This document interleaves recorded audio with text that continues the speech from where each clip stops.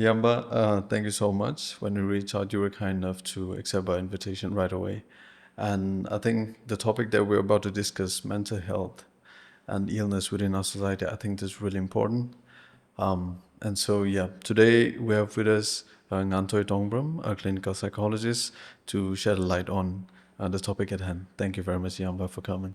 Thank you for having me here. Right. Okay. So the first question would be, do you think people understand what mental health is? Uh, Certain people will have an understanding of mental health. Although in general, it's lacking a little behind, I would say. Okay. Right? They see mental health as something that we seek out help with when we are struggling, like touching a nara kanda when Okay. it has created problems. Although my understanding of mental health is something that we do as maintenance, like how we go to the gym, right? We work out, we stay fit. Right. It reduces chances of getting ill, getting other ailments. So mental health is something that we do as maintenance, like self-care. So like seeking therapy, counseling, or practicing other like techniques like calming techniques, relaxing techniques. So all of those will come under like mental health care.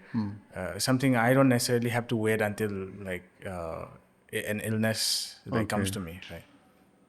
Okay. What is mental health and what is mental illness? So mental health is like the experience of the everyday. It ranges from the everyday experiences, right? Okay. So I can be a little upset. I can be a little happy today, or I can worry a little bit about certain things. Like those will come under like the mental health, right? Okay. So mental illness, it's an illness. Okay. Like it's a diagnosable condition.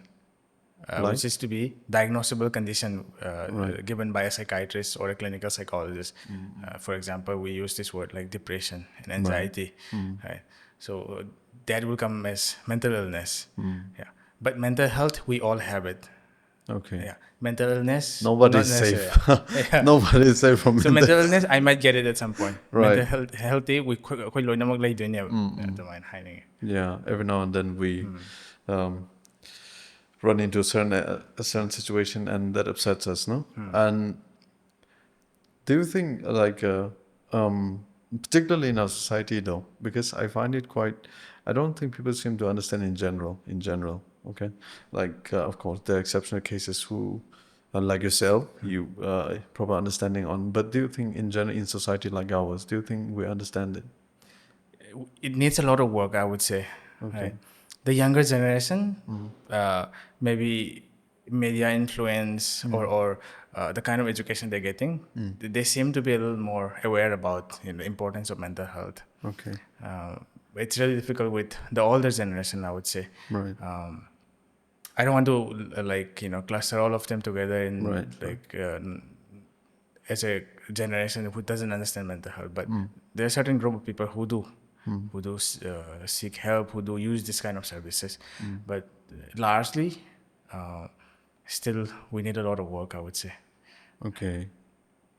Do you think like the generations, no? The generation gap now, for example, the Gen Z, so-called Gen Z, and the older generation, what do you think has changed in mental? Let's say let's talk about levels here. The Gen Z, the experience has it become more prevalent because now I think people are um, uh, wha- wait, what the word um people are distancing away from each other, no, nowadays, isolating. Yeah. Isolating. So do you think it's more prevalent? Uh, in general, the younger generation seem to be the ones seeking out for therapy and mental health care. Right. Like in my experience, I don't know about other therapists. Maybe that's a kind of group that I cater to. Right. But the younger generation, the Gen Zs, are seem to be the one who's seeking out for mental health care. But older generation, like you said, like alienation has or self isolation has increased in the younger generation. Right. For example, the younger generation drink lesser because they socialize less. maybe that also is the reason, they need therapy to vent, or to get validated, to get the kind of care they need. For all the generation, like we have a community living structure. Uh, I think that also helps us, keep our mental health healthy. It'll be false to assume that, like, we all need therapy, right? Because we as a community have existed Right.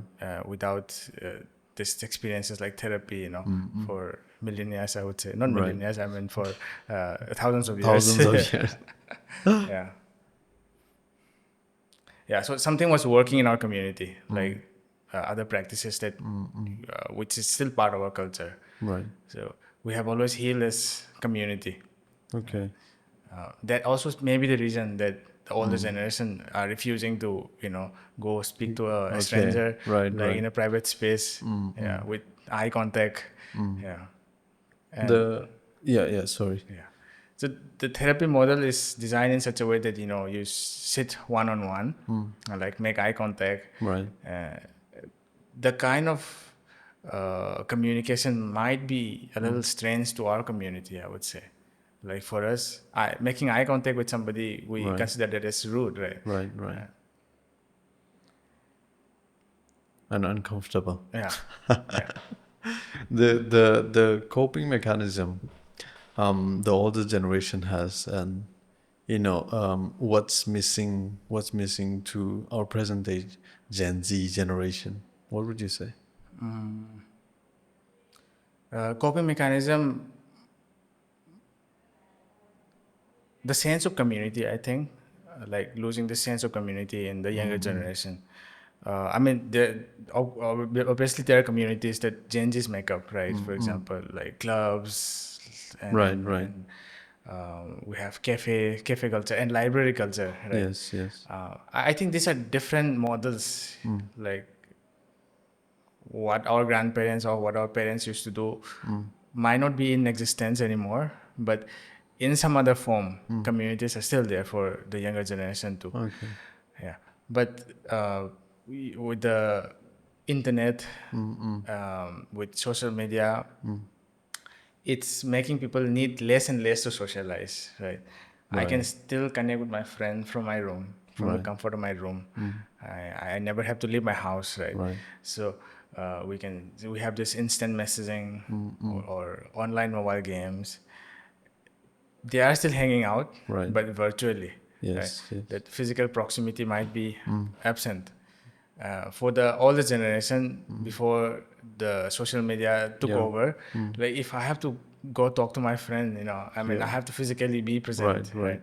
It enforces us to go physically hang out, in communities and groups. So that also might be in play. That's my Okay. understanding. That you think, right, that physical one-on-one or in groups, that is no longer, it's almost like non-existent now. Almost people are communicating at the comfort of their own home. And do you think like that physical presence amongst individuals, amongst each other, amongst the community, do you think that helps in coping? Yeah, we as a community have always healed like together, right? We suffer inside we suffer when we're alone, I would say. Right. So we come together. Say for example, we have the Meitei community has this Tabal Chongba, or even other communities have like this Yeah, yeah. rituals, group rituals. We come together, like it's a reset for us, right? Right. I have other problems in life, but we come together in this space, Right. and we leave everything behind, like for that moment. Yes. Right. So for men, they would come and talk to each other, like Leipung Pamba. That's the word we use in our community, Okay. right? Okay. So Leipung is like a like hill, not the No, like, right, yeah, right. yeah, yeah. I understand. So we just Yes. we'll hang around there, Yes. but the older generation would see this as waste of time and unnecessary, but we do need it. It's Okay. it's in our culture, always been there, So I grew up in a village. I always saw those people in their Right, 20s or right, 30s. They would come hang around. They have this spot, right? right, right. They would come and sit and talk about things in Yes, life. Yeah. yes. I think that is healthy, you know. That's very healthy. Instead of just sitting at the home Yeah. and texting at the comfort. I don't. When you say you have to be physically there, I remember this one quote. It's gym motivation or something. I forgot exactly. It says, "Depression cannot hit a moving object." You know? So when you're physically involved in doing something, and all the while when you're present, when we have to talk to each other physically, then like my attention has to be. I mean, if we are talking personally, my attention and your attention we have to meet there. It has to be there. But if I'm doing that, we're just texting at the comfort of our home, then we just text it, and then the attention is elsewhere, right? Right. There might be some truth to that. Right. Yeah. So what are your thoughts on that, though? We encourage people to move, right? If they are depressed, so in therapy, we would recommend you start working out, go to the gym, you move your body. It's helpful, Okay. and like our body stores the traumas that we have experienced. Like for example, uh, every culture has this some kind of exercise like yoga, or the Chinese culture has Tai Chi. Right? It helps with our mental health, to Right. move our body, to move around. So it freezes in our body, right? It stores in our body. There's this book by this psychiatrist. His name is Vessel Vender Cook. Okay. It's a very famous book. It's called "The Body Keeps a Score." Like our body is a scoreboard, Right. right? So every traumatic experience, every trauma that we experience in life, like our body keeps score of that, Okay. right? So we can reduce the score, but we have to seek out therapy. We have to like these physical movements. We have other techniques like EMDR, TIR, all of those. And Okay. yeah, moving our body helps a lot to Okay. free up our body, the frozen Right. parts of our body. Yeah. Yes. I think if you're actively involved, would you agree to the statement though? Depression cannot hit a moving object. Would you agree to that? Not strictly, but Okay. like I said, there's some truth to that, right? Right. So it also is happening in the chemical level in our brains, like the neurotransmitters. Right. So certain lifestyle condition will get you depressed, or certain genetic factors will get you depressed. Right. So um, the chances of you getting depression will be lower if you move a lot, but you might have underlying vulnerabilities. Right. So yeah, we Okay. cannot really tell. No, I feel like the gym bros. Let's go to gym. Yeah. They have this, and also personally from personal experience, I feel when you're involved and when I'm involved, I mean we're too occupied in doing things, then we don't have time to think about what's going wrong. I mean, about my, I don't know. There's no time to think about what a sad life that I'm living. So I think getting ourselves occupied, I mean, physically, not only physically, but also like just in any sense, if we are occupied, instead of just daydreaming and all that. I think it's a good remedy, Yeah, I mean, both is needed, I would say, right? right? To reflect and think about what's going wrong in my life. So every symptom in my body is a signal from me that I need something. Right. I'm not getting a particular need, right? So to sit and reflect about, what makes me uncomfortable, and what makes me think that, what part of me makes me think that I need to escape the situation. Right. If we listen to that, we might also help things sort out, things in my life. So I think living in denial might not also be healthy, because when Okay. things are going wrong in my life, right? So keeping myself just busy doesn't solve the problem as well. So we Okay. need a little bit of both, I would say, right? Okay. Yeah. Think to reflect, Okay. and Right. also like keeping myself busy. We should have time for worry as well. We recommend people, you should have time for worry, right? Something like you have 30 minutes in your day that you can worry Okay. about, and then you leave it there. Next thing, you do something else, right? we would recommend that to Right. people in therapy. Self-reflect, no? Yeah. Okay. Yeah, I think that might help. Well, what are the signs that you are in mental health? I mean, you're maintaining your health, your mental health, and then the moment it starts turning into depression or the mental illness thing, schizophrenic or bipolar, whatever.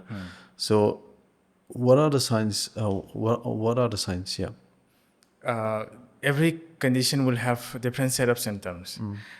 I mean, it's in books, it's neatly classified into like diagnosis, with criteria. But in real life, we don't come across that neatly, like the symptoms that uh, neatly fit into diagnosis, right? Uh, First thing will be your quality of life will be is very much affected, right? Okay. Yeah, that will be your first symptom, right?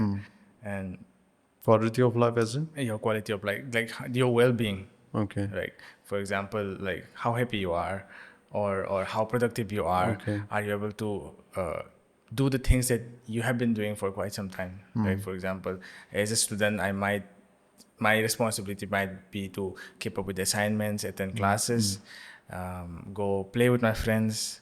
So if I'm unable to do certain responsibilities, and if I'm not able to take up certain responsibilities, then that's a good sign that he might have to seek some help. Yeah. So as an employee, if he's not able to get to work or get up on time, or unable to get proper sleep, maybe that's a sign too. And each of these conditions need to be like clinically interviewed and been to be diagnosed by a professional like a clinical psychologist or a Okay. psychiatrist. Yeah. I think the most common one is depression, no? People falling into depression. Yeah, anxiety and depression, they go hand in hand, I would say. Most people Okay. with anxiety might also have depression, and most people with depression might also have anxiety. Yeah. That seems to be one of the most common. Okay. Have you ever met like a schizophrenic? Um, it's very easy for us to label this condition as schizophrenia, like or bipolar, right? Okay. So, I mean, I have given people diagnosis with schizophrenia. Okay. Yeah. I have met people with like symptoms that fit the diagnosis of schizophrenia, but I won't like to label them as schizophrenic Okay. or somebody bipolar. So Okay. Are that those might be are those word stigmatizing. not I mean, not it's people know about it, right? okay. But it's a label. Once you stick a label, it's very hard to peel that Okay. off from you, right? Right. So Yes. we use diagnostic codes, like F20, right? We don't say that you have schizophrenia on their like the consultation ticket, right? Okay. So the psychiatrist would write F20. That is the right Yeah, term? that's the the what do you call the diagnostic code from Okay. this ICD-10. It's a classification by WHO. Okay. Okay. So we have diagnostic what do you call the F codes? I mean, yeah, codes. okay. Yeah, F20. yeah. So that is the right term. You don't need to Clinically know accepted that. term. Yeah. So we Okay. make this code so that professionals will understand that, right? But people would won't like others to know about their mental health conditions or health conditions. Right. These are very personal matter, right? So it's very stigmatizing too because mental health has a lot of stigma for years. Stigma. I'm fighter ini din ako. Right. So I don't know. It's still not advisable to use terms like that. So we won't call it. We won't call somebody schizophrenic. We would call them somebody affected with schizophrenia or Okay. somebody affected with Affected depression. with Yeah, okay. Okay. Can this like that's my understanding. I mean, there okay. will be people who would still use the word Right. schizophrenic, yeah, depressive, Yeah, yeah. yeah. But I find that labeling and I find that stigmatizing. Right. So, yeah. Yeah, I understand. Yeah, I got it. I get it. The label thing, no? Once you stick it in, and Yeah. yeah, it's hard to take it off. And it's also, um, I don't know what demeaning. I don't know if that's the right word. Demeaning to the patient. Yeah. So yeah, I understand that. Um, But do you think like this trauma? So I came across this very interesting video where it's about an environment, it's environment of a child. So they took two child, and then they placed one of them in a room, and then they gave the little child a doll. And that's so the one who has been raised in a loving environment, she just go ahead and play with the doll. And then in the other environment where you know the child has been raised without proper love and affection, in so when he was placed in that in that room and given a doll, he did not that child did not play with the doll. Rather, he or she just wanders around the room like this. Like, how could environment affect? Okay. Yeah, So environment. there is Our this mental. famous Bobodol experiment done on children. Right. A group of children was shown uh, this Bobo doll being kicked and punched, right? So when children are introduced to the same kind of doll, they would go and hit and punch the doll. So they would observationally learn like how to play with this doll. And there's another group of children who are shown, being affectionate with the doll. So when these children are introduced to the doll, they would, be affectionate and play with the doll. So it's observational learning, right? And that's one famous experiment in psychology. We call it the Bobodol experiment. Okay. I think that reminds me of that. Your story reminds me of that. And like you said, a child raised in an affectionate environment, or a child raised in not a very conducive environment, uh, we when we're safe, we feel curious about the environment. It has to come from a place of safety, Okay. right? So when we feel unsafe, we would like to seclude ourselves. We would like to find safety in, right? That's my first priority, right? Only when we feel safe with ourselves, then we start exploring things in our environment. Right. So I would say that it also explains, this video that you're talking about, like how somebody who is raised in a safe environment would seek out and try to play with the doll. So the child is trying to find ways to feel safe. I think that kind of Right. explains it. Yeah. Yeah, I think the video is the other child when they were given when she or he, I don't remember, it's a little child, so I couldn't differentiate. So when the child was given a doll, the other one just played with the doll instantly without any worry of the surroundings in that room. And for the other kid, it was uh, he was given the same thing, the same doll, and the child was given the same doll, but then the environment that he was raised, no, it's not a very healthy environment. Their parents fighting each other and all that, and so the other child, what he did was instead of playing with the doll, he just looked around and then he was, I don't know, um, frightened and maybe scared. The child didn't feel safe or whatever. So I feel like our brought up and our society shapes our mental health a lot, right? And so considering that in a society like ours, how are we, how are we dealing with this?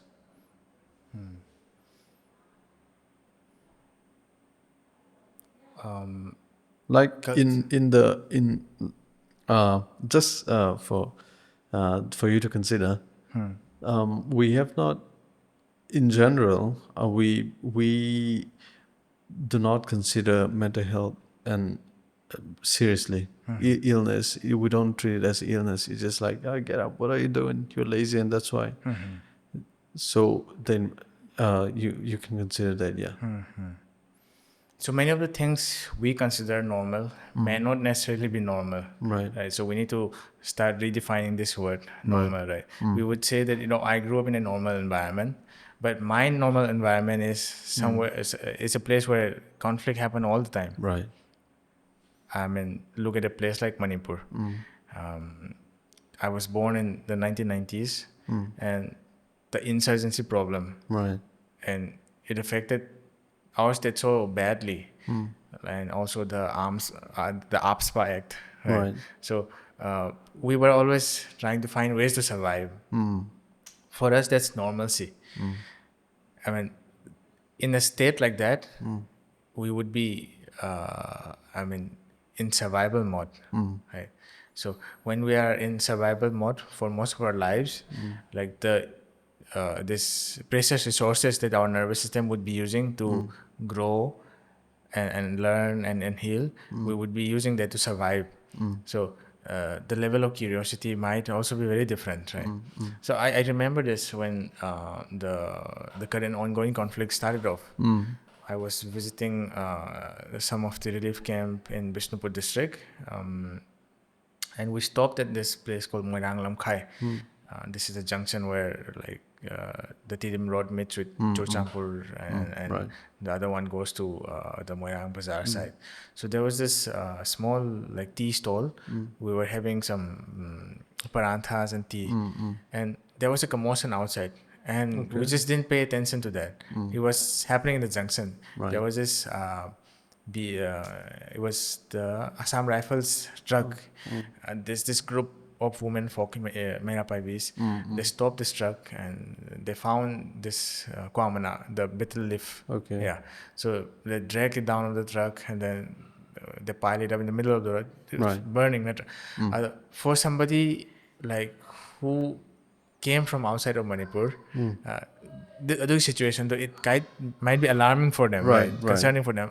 For us, it's just so normal So that it's normal. this is how things are going to be. We were Right. just having our tea, we were having our conversation, and in our group there was this girl who is not from Imphal, Okay. and her mother had brought along with us. Magyo and Adi, she was alarmed, like concerned by the side of that Ubukanda. And the difference is that, so for us, that's new normal.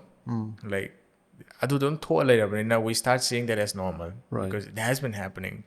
And our mind starts to block things out, yeah. Right. The mind, Yes. Yeah, blocking things out. yeah. Yes. We're detaching ourselves, Right, right. We start normalizing it. Yeah. Yeah, I often say this even to my peers, my friends. See the things that the whatever the injustice and the unrest that's happening in and around our state and our surroundings. It has been so. It's a normal. It's an just normal thing, Right. which is not normal, but we take it as normal. Right. So yeah, I've been saying every time about this. Let's get into the conflict affected people who are in the relief camps now.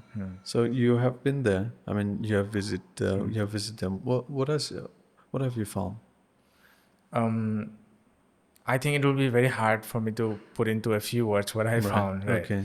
There's just people who are trying to survive. There are people who have lost their identity, who have lost their livelihood, who have lost their homes, who have lost their families, Right. and they're finding ways to survive, I would say. And because of the experiences they have had, certain mental health conditions Right. came along with that, which need like immediate attention. Right. My understanding is the government is paying more attention to more of the physiological needs like Right. food, Like shelter. foods. Yes. But there's things which they need immediately more. So we have heard about the cases of like people taking their own lives in these Right. relief camps, or people like who have gotten themselves into crimes. Recently, Crimes. yeah. Okay. Recently, there was this little girl who was raped and killed in one of the relief Right. camps. Yes. And these are all like reflections of the mental health conditions of the people there, which need immediate attention, I would say. I mean, so far, if you, do you have a number for so far who have taken their lives in relief camps? I don't have the number with me. Okay. For that, I think we need to approach the government Okay. bodies. I don't know if the government is really transparent with the numbers. Okay. I came across this article that since 2023, I think about 200 people. I'm not sure, but please don't quote me on this. Yeah, Okay. above those numbers have died in these relief camps. Yeah, maybe other causes of death is also Okay. there. I Like mean the you're talking about approximate number, right? yeah, Okay. 200. yeah. I think more Okay. than 200. I'm not very sure about the number. Okay. I have to look up on the fact. The figures they're giving out, I mean, over 60,000 displaced, Mm. displaced by this conflict. So that I hope that figure is reliable, right? And I don't think more has been added. Do you think more has been added? For now, I mean, the Right. numbers will keep changing, I would say, because the Right. conflict is not something, we are not in post-conflict. We are still in the middle of the conflict, right? Yes. So new homes been torched just recently. Right. Right. Kangpopi district is, Yes. it's hugely affected by this, and many houses being torched, and this number would be added to the number of people who are affected by the conflict, who are home, like who doesn't have a home right now. Right. When you visit these relief camps and when you talk to them, um, like what do you see? What do you see as in how they look forward to the future? How they're gonna proceed their life further? What do you see? Um, I would say a lot of damage has been done by people working with them. People Like working with yeah, them. Okay. so like giving false hope to people, giving them false assurance that this will be resolved in this many months, Okay. or you'll be home by this time. Right. Right. Many times the government has promised them that they will be returned to their homes, but they have never been, right. Right. So as time progresses, the hopes have been eroded, and losing hope is what we are slowly moving towards into. Right. And that's a very dangerous thing, right? People without hopes. What are the traumas that can be inflicted to them? It will be really hard to classify, because many of those things they experience can be traumatic, right? But people experiencing the same thing might not be traumatized too, right? Trauma is more like the inner experience, what happened inside you because of what happened to you. There will be trauma, right? So it depends on your state of resiliency. Age also might be a big factor there. For children, like Right. many of the incidents might be traumatizing. Their developing brains, their developing nervous system might not be ready to see many of those things. And again, this trauma will be a community thing. Like it's something that the community has experienced, right? So there is this intergenerational trauma too. Okay. And these narratives are being kept alive within the community. Like, for example, children in relief camp, they would often say things like, when I grow up, like I would like to be a policeman so that I can kill people from the other community. And the children are quietly observing, Right. they're quietly learning about what all is happening around them. And we plant this seed, as adults we have to be very careful about what Yes. we sow and what what the children are hearing. Right. But in a place like this relief camp, where the large number of families will share one large hall, so how do we navigate this? How do we keep our children safe from this kind of conversations, from hearing this kind of things, right? The conditions are not very conducive for Right. development and growth.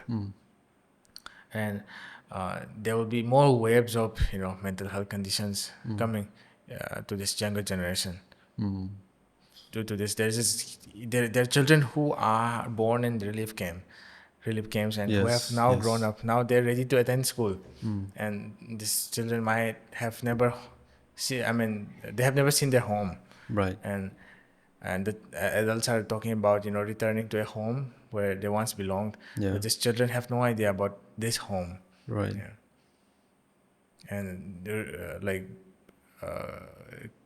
going back to a home, like if the what to say, if they're able to return to their homes, it will be difficult for them to adapt to that kind of an environment. Right, right. So the mental health severely affected, and also we have heard and we have seen people people calling names to, you know, calling names and labeling them, or the one that the conversation there with Sanatoi, you know, people calling people calling those who are living in relief camps as taking advantage, and you guys are living a better life now and all that. So what do you make out of that? Uh, so people there's this host community and there's this displaced community. The displaced community will be given shelter in localities where we think it's safe for them to live, right? And that community will already have a host community, and people from the host community themselves are struggling economically Right. or socially, and uh, people who are displaced, they are given the certain remedies by the government, Right. and they see that as a threat, as a competition, Okay. because they themselves are struggling and they are not getting the kind of benefit, I would say. Right. And seeing the other community, not the other community, seeing this other group of people getting that kind of benefit Right. might be the reason, that it's easier to label them, stigmatize them, and maybe a reason for the divide, I would say. Right. Right. Can you clarify this? Why we shouldn't be this calling this place group of people, uh, why we shouldn't be calling them such, such names? Can you clarify the misunderstanding? Yeah. So it doesn't do justice to them, I think. They're more than that. Like, say, for example, the word like internet displaced, we use this word IDP. And when this is also another level that we stick to them, right? So IDP level hypokanda, for some people will be benefiting from that. It's like certain remedies given by the government. Right, The right. IDP the phangbo iduni. Yes. But again, they're much more than that. Like, they also are people with hopes and dreams, and who used to have a livelihood before this. Yes. And if we keep repeating this term or level to them, their identity slowly been eroded, to just the term IDP. I don't know if I'm making sense. Right, Uh, right. No, no, but yes, you do. yeah. So adu kano oibra ga khanbado khoida. Some of them The don't even like to be yeah. called as IDPs. No, I mean labeled as Right. IDPs. So, say because sympathy have they get people get tired of sympathy. Like with the word IDP, like it always is associated with people who are been largely affected by this. I don't know. They have gone through a lot of things. There's a lot of sympathy, and people don't necessarily need sympathy all the time. We get sick and tired of sympathy too, and people don't like to associate themselves with this term IDP too. Okay. Okay. I was speaking to this person, who is one of the person living in this relief camp in Bishnupur district, Okay. and she doesn't prefer this term IDP because she sees that as unfair advantage. Okay. For example, I know I would get a job if I said that I'm an IDP, but when she questions her credibility, for example, so like, did I really deserve the job, or I was given the job just because I'm an IDP? So she would like to distance herself from this term Okay. IDP, right? Okay. She prefers this word, conflict affected. Conflict affected. Right. These Okay. terms will keep changing. I mean, even conflict affected might become problematic at some point, because IDP Maybe. was Could be. adopted as something more appropriate than inmates. There was this term inmates when this relief camp first started opening up. And Inmates. Yeah. So Okay. I thought that is for prison. yeah. So Right. people replace the term with internally displaced people, and now this has become again inappropriate again for certain group of people. They would prefer another term. So it keeps changing. The meanings keep changing, I would say, Right. and that's okay. I mean, we get to define who we are. Right. Yes. But what? So you mentioned very interesting thing. The those who are born in the relief camps, they don't even know what a home is.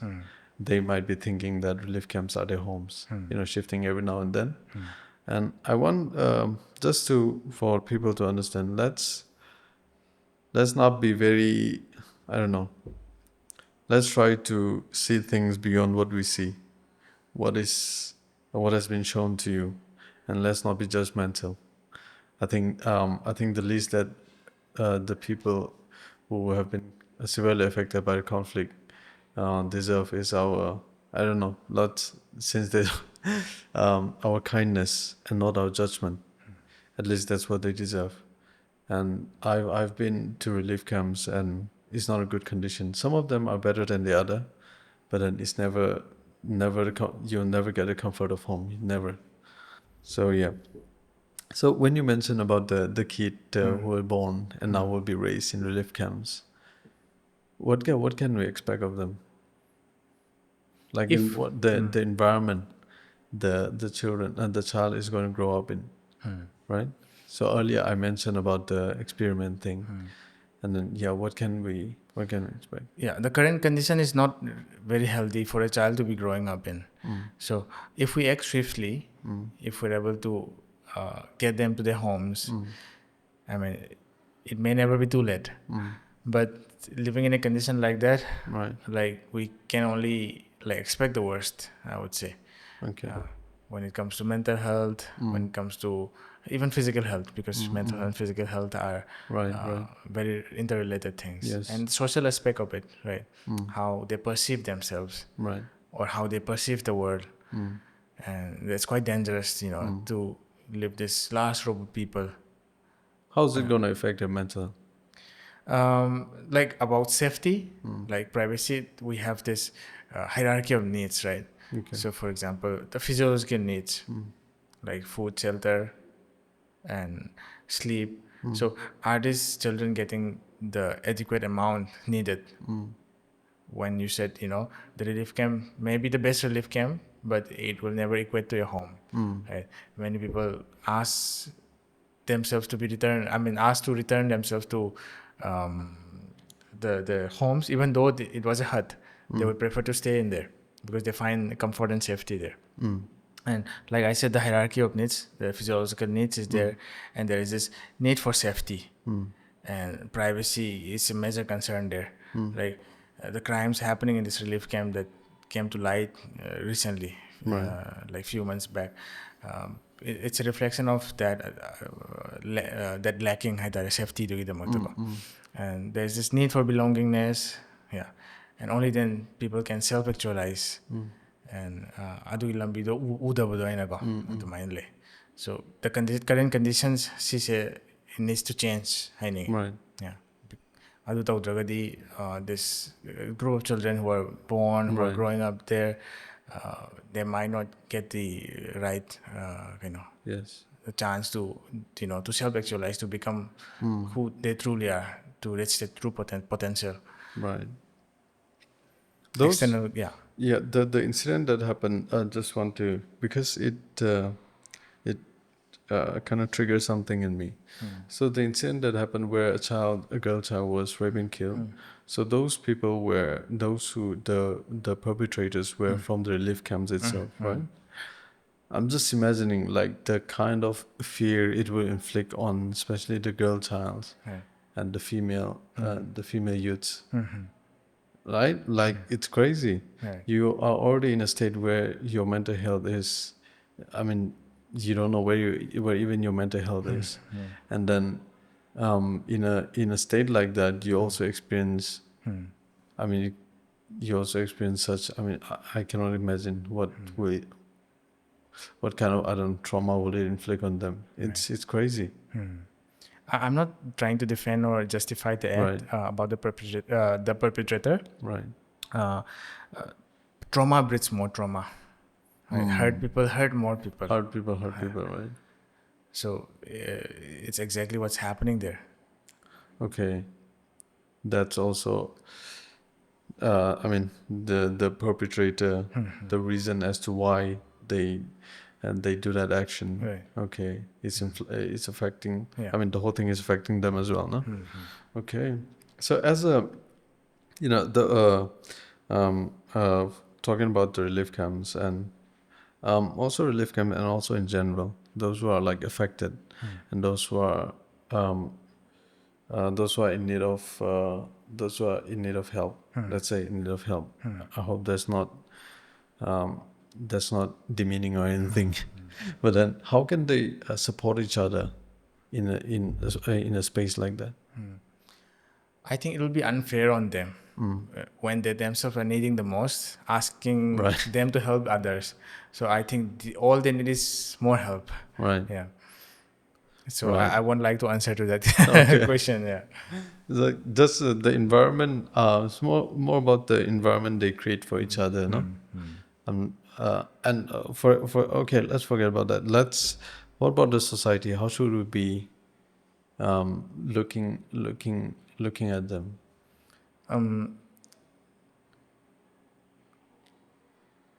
It's not under our control that how people think and feel or act, Right. right? But uh, I see this problem more of an inaction by the government, by people who are responsible. Okay. Aduna ꯑꯩꯈꯣꯏꯒꯤ awareness ꯀꯨꯝꯕꯁꯨ ꯈꯔ ꯑꯗꯨꯝ ꯋꯥꯠꯄꯒꯤ ꯃꯥꯜꯂꯦ ꯑꯩꯅ ꯈꯟꯕꯗꯀꯣ. So I don't exactly know how to answer that question. Like how Okay. should we be? I think this one I have a quote and then this one by J. Krishnamurti. I'm sure you know. So he said this. He said, "It is no measure of health to be well adjusted to a profoundly sick society." Do you think that statement fits our society? Can you repeat that again? It is no measure of health to be well adjusted to a profoundly sick society. Yeah. So in a toxic system, Right. the healthiest person will create the most friction. The most friction will be created by the healthiest person in a very toxic system. Okay. Normally, is that how it is? Yeah. So Okay. we may see a certain someone is problematic in a family, but if we look at the larger system, maybe the society, if the family is unhealthy, I mean, in a Right. toxic environment, so the person who is creating the most problem might be the healthiest one too. So we need to start looking in this too. Why would he do that? Why would he do that? Because he's resisting to the system that's oppressive. He's resisting to the system that's oppressing. Yeah. And why do you call it oppressing? Oppressing. You So said I'm saying, oppressing. like, in a toxic culture, Right.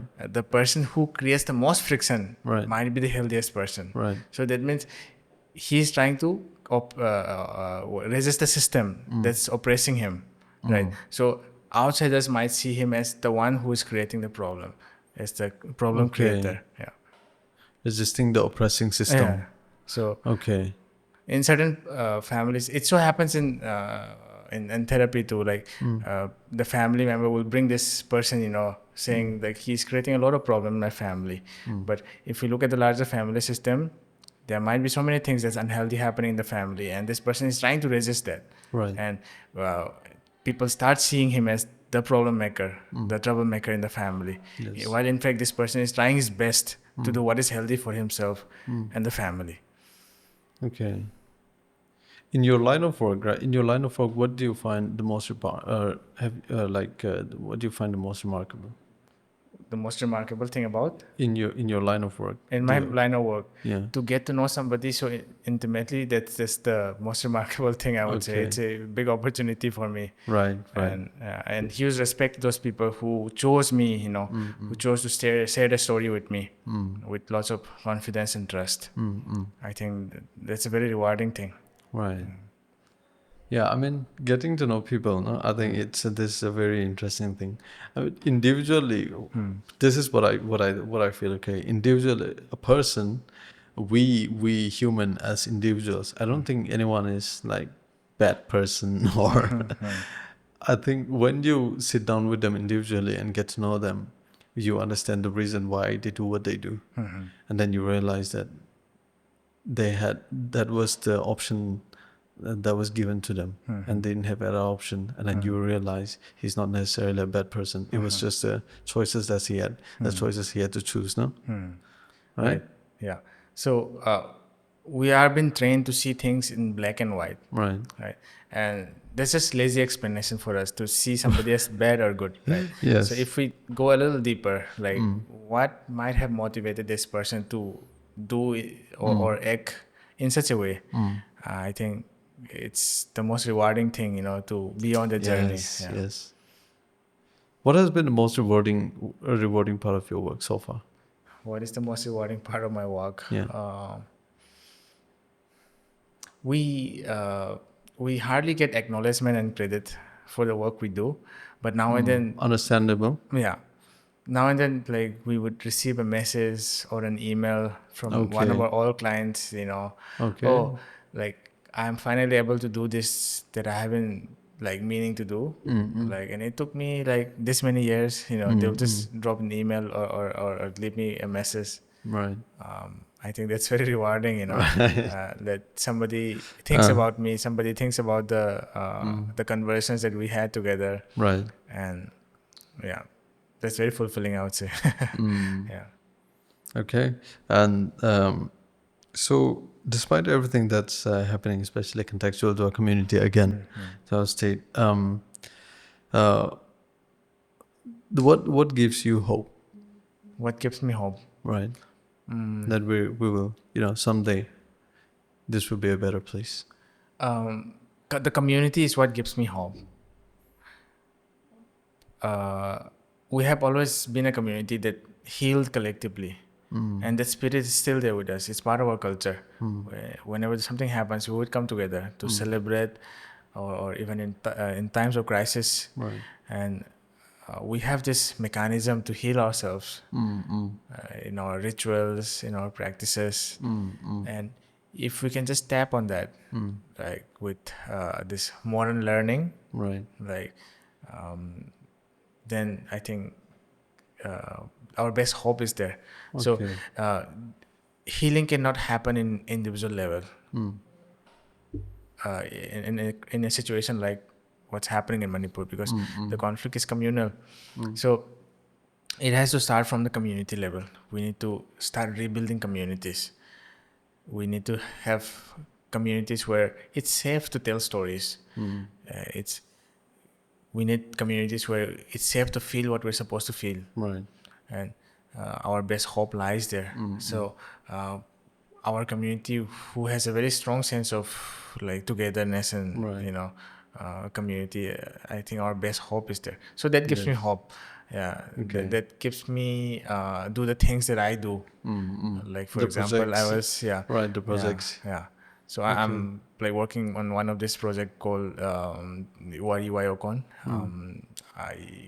I collaborate with this NGO in Moirang called Matai Society, and my own organization, the Collective Trust. Right. So it's a story-based psychosocial initiative.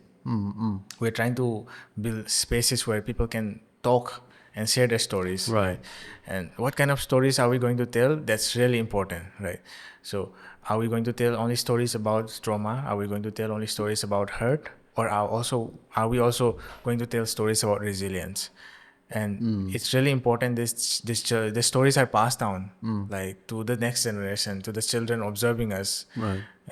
the children who are learning from by observing the adults. And we need to like archive these stories, and use Right. it as a framework for community work and healing. I think our best hope lies there. Okay. So far, I mean, the initiatives, the projects that your organization with in collaboration with the other NGOs, it's how the progress been good? Yeah. So the first quarter has been completed. It's a 1 year long project, Okay. and a long way to go. We have just started setting up. We started reaching out to the community, and it's been fruitful, I would say, so far. Okay. And we hope many more things to happen in the project. Right. Yeah. I hope people will turn up. Yeah. Yeah. And also we also need a lot of support for that, right? Right. So there is something called the operational cost, Uh-huh. right? Yes, the yes. work that we do. Yeah. Right. So we need people who are kind-hearted, who would donate and share, Right. so that we can extend the kind of work that we're doing. Yes. I We think. want this to be a very sustainable thing, because as a group of mental health professional, uh, we want the community to lead this. I mean, Right. we will be there to support, but we might not always be present in the community. So if people from the community itself can take up this kind of work, Yes. then it becomes sustainable. The kind of culture can be brought into that community, Right. like safe storytelling practices, Right. like being non-judgmental, and like it's just hard for us to just listen and not give advice, right? People will always Yes. jump into advice, Right. and that's a difficult thing to do. So we need Okay. to learn to do that, and through the kind of spaces that we create, we're trying to bring in that kind of culture where we can just listen. Okay. So what? Okay, just addition to that, the next question, this one, what should people not do when they come to you to like vent? What should you not do? What should I not do? Right. First thing is not to judge Okay. and be confidential, Okay. right? There's this confidentiality contract, right? This person is coming to me with a lot of trust. And if I share the story to some other else, then the trust between me and that person is broken. So Right. will they be opening up to the next person again? We don't know for sure. Right. It's damaging. We do more damage by doing that. So the unconditional positive regard is what we need, right? So Okay. no matter what this person has done, no matter what this person do, we have to have a positive regard. We have to have a positive attitude towards this person. Okay. Right. Can trauma be passed down? Can trauma be passed down? Right. Obviously, yeah. I mean, there's this intergenerational traumas, and it's been Okay. passed down from. We start seeing certain things as normal, and we do the same thing to our children, Right. and then my children will start normalizing that. They will do the same thing to their children, right? Yes. Yes. And we need a lot of self-awareness, Right. Right. that that metacognition, why am I thinking this way? So thinking Right. about thinking, why am I behaving this way? Right. Thinking about our behavior. I think very much needed, like a Yes. lot of reflection. I think so. Yes, I think we also have to be very aware about what we do, especially if you, I mean yourself, you have a family now, and so how you behave around your kids, Right. right? The way you run the family. I think it's a very important factor in how Right. the child will grow up to be. Right. So keeping that in mind, this will be the last question. Keeping that in mind, if to everyone listening, for everyone listening, if they could adopt one habit to improve their mental being, and also uh, to the trauma thing, to not let the trauma hit. I mean, ends from you, ends at you. What would be the one habit you recommend? I don't think there's a guarantee that the trauma will end with me. The kind of work that we do will be more about ourselves. So I can only heal myself, so that my child will learn that from me. Uh, Working on myself, I'm being a good model for my children. So there's this Roman philosopher, I think. His name is yeah. So wait, I'm trying to think It's of the name. the important thing is what he said. Yeah, the Yeah, important thing is what he said. yeah. So what parents should be doing is, quickly, children are great imitators. So we have to only give great things to imitate. Okay. Right. I might not be able to teach good things to my children, but I can do good things for myself so that my children will learn. They're very good observational learners. They will Right. see what we do. They will see how we are good persons. Like they will see how we are kind to people. That's what they will learn. And we will see, I mean, if I want my children to be hard workers, I need to work really hard. I mean, I become the model for the child to learn Okay. how hard work is important. And children are not very good learners when we teach them. I mean, they learn not only through observation, but I just want to reiterate that part. I mean, children learn primarily through observation. So Observation. we Yes. should give them very good things to observe. Right. Yeah. Right. Yes. And me working on my traumas, I think that's a very good model for my kid to work on his trauma, because there is no assurance that I will not traumatize my child, because I'm only human, right? Right. So I also have my own wounds. I carry my own wounds. I Yes. have lots of imperfections, right? I try to be loving and kind to my kid, but we never know. I might become abusive at some point, right? And the only thing is that what I can do is I can work on my own traumas, Right. and my children will observe that and learn that, hopefully. Yeah. And yeah, he gets to do that for himself too. Right. You have any closing remarks? Closing remark is, I would say it's okay to talk, seek help. We see seeking help as a sign of weakness, but it isn't necessarily true. We need a lot of courage and strength to ask for help. So Yeah. yeah. Especially to the males for this one. Yeah. So Yeah. asking help, it shows a lot of strength in us. Right. Yeah. So I would close with this remark. I mean, I would encourage people to talk it out. Yeah. Right. Thank you very much, Yeah. Yamba. Thank Thank you. you.